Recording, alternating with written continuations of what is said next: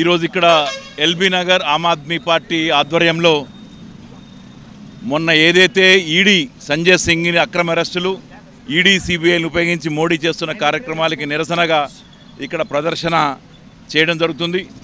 ఇందులో నేను doctor DT Sudhakar, Aam Aadmi party state core convener, అలాగే ఆమ్ ఆద్మీ పార్టీ రాష్ట్ర కోర్ కమిటీ మెంబర్లు రాముగౌడ్ మాజిద్ భాయ్, అలాగే ఇక్కడ లోకల్ ఏరియా కో కన్వీనర్లు శ్రీనివాసరెడ్డి గారు, అలాగే శ్రీకాంత్, మరియు ఇంకా రాకేష్, ప్రభుదాస్ తదితరులు, అలాగే నీ పార్టీ ఏంది మర్చిపోయినా, వర్కర్స్ పార్టీ నాయకులు పాండురంగాచారి, ఇంకా చాలామంది మిత్రులు ఇక్కడ ఉన్నారు. ఇక్కడ ఏంటంటే ఇది ఏదైతే ఈడీ అక్రమ అరెస్టులు చేస్తూ అంటే బీజేపీలోకి వచ్చిన వాళ్ళని ఏమన్నారు, కానీ బీజేపీ చేస్తున్న అరాచకాలు మాట్లాడితే వాళ్ళని అరెస్ట్ చేస్తారు. ఈ సంజయ్ సింగ్ గారిని ఏదైతే అరెస్ట్ చేశారో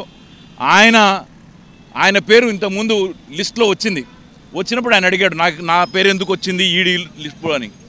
తప్పైపోయింది అని చెప్పి విత్డ్రా చేసుకున్నారు వాళ్ళు ఈడీ దాంట్లోంచి తీసి. మళ్ళీ మొన్న ఈడీ రైడ్ చేసి అరెస్ట్ చేసింది. ఎందుకు అంటే అంతకు ముందు రోజు ఆయన రాజ్యసభలో బీజేపీ చేస్తున్న అకృత్యాలని ఎండగట్టాడు.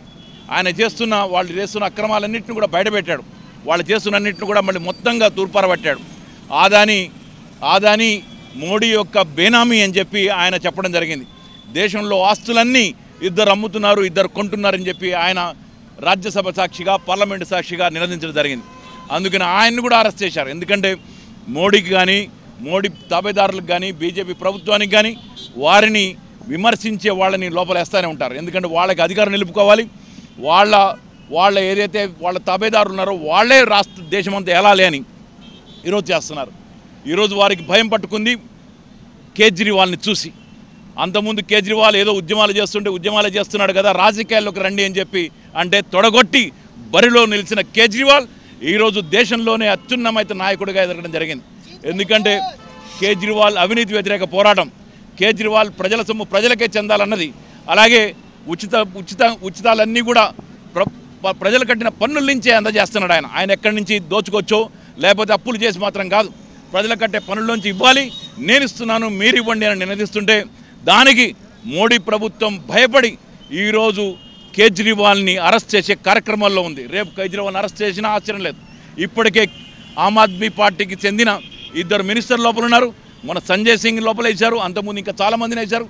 వీళ్ళందరినీ చెప్పేది ఒకటే, 100 కోట్ల కుంభకోణం అని చెప్తున్నారు. 100 కోట్లు. ఈరోజు నేను అడుగుతున్నాను, 12 లక్షల కోట్ల రూపాయలు ఈరోజు ఎగదొబ్బిన బ్యాంకులు లూటీ చేసిన వారికి ఈరోజు మాఫీ చేసి వాళ్ళకి మళ్ళీ రైల్వేస్ అమ్ముతున్నారు, ఎల్ఐసి అమ్ముతున్నారు, లేదా రోడ్లు అమ్ముతున్నారు, భవనాలు అమ్ముతున్నారు, ఎయిర్పోర్ట్లు అమ్ముతున్నారు, ఇవన్నీ అమ్ముతున్నారు. డబ్బులు ఎగదొబ్బిన వాళ్ళకి 12 లక్షల కోట్లు మాఫీ చేశారు. 100 కోట్ల రూపాయల్లో ఈరోజు ఒక్క రూపాయి కూడా ఎవరి దగ్గర దొరకలేదు. ఏ ఒక్కరి ఇంట్లో ఎతికినా కానీ, సంజయ్ సింగ్ ఇంట్లో ఎతికారు, సిసోడే ఇంట్లో ఎతికారు, ఇంకా అందరి ఇంట్లో ఎతికారు. ఎక్కడ కూడా 1 లక్ష రూపాయలు కాదు కదా, 1000 రూపాయలు కాదు కదా, 1 రూపాయి కూడా దొరకలేదు అవినీతి సొమ్ము. మరి ఎందుకు లోపల పెట్టారు అంటే ఈ ప్రభుత్వాన్ని ప్రశ్నించే వారిని ఈరోజు లోపలేయడానికి చేస్తున్నారు. అయినా ఆమ్ ఆద్మీ పార్టీ కార్యకర్తలు భయపడరు. ఇక్కడ చూడండి, ఇంతమంది వచ్చాం, ఎవరిని లోపలేసినా మేము భయపడడం. అరచేతిని అడ్డు పెట్టి సూర్యకాంతిని ఆపలేరు, అరెస్టులు చేసి ఆమ్ ఆద్మీ పార్టీని ఆపలేరు. తప్పనిసరిగా ఈ ఆమ్ ఆద్మీ ఈ రాష్ట్రంలో దేశంలో ఉన్న అవినీతిని ఊడ్చేస్తుంది. అదే దిశగా పయనించడానికి ఈరోజు రాష్ట్ర వ్యాప్తంగా ప్రదర్శనలు చేస్తున్నారు.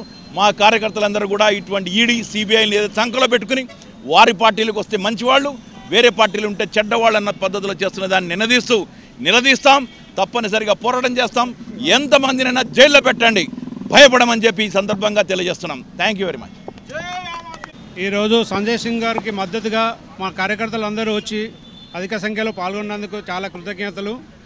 మేము మోడీ గారికి వ్యతిరేకంగా ఆల్రెడీ ఆమ్ ఆద్మీ పార్టీ ఢిల్లీ కానీ పంజాబ్లో కానీ ఆల్రెడీ పోరాడుతున్నాము. ఈవెన్ నెక్స్ట్ తెలంగాణలో కూడా మేము పోరాడి అధిక సీట్లు దక్కించుకొని మేము పోరాడతాము. ఈవెన్ ఎల్బీ నగర్ విషయంలోకి వస్తే ఓన్లీ మెయిన్ రోడ్లు చూస్తేనే బాగా డెవలప్గా కనిపిస్తున్నాయి. కాలనీలలో చాలా మురికి, వర్షాలు వస్తే మొత్తం గుడిసెలన్నీ మునిగిపోతుంటాయి. వాళ్ళకి అండగా మేము కంపల్సరీ రేపటి నుంచి ఉద్యమం చేస్తామని చెప్పి కోరుకుంటున్నాను. అందరికీ థ్యాంక్స్.